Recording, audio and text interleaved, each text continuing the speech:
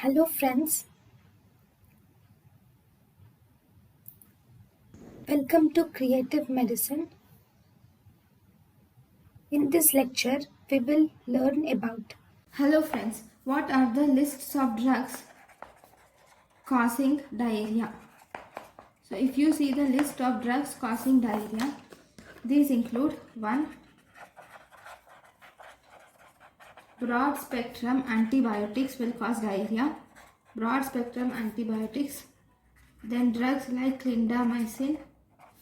Then cocaine, colchicine, digitalis. Then magnesium antacids. Then donepezil, guanethidine. Then if you see lactose, OCP, lincomycin, methyl dopa.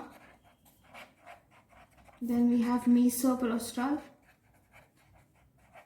Then purgative, reserpine, and ticlopidine. Okay, so these are the drugs which cause diarrhea. Thank you for watching. Thank you and thank you for watching.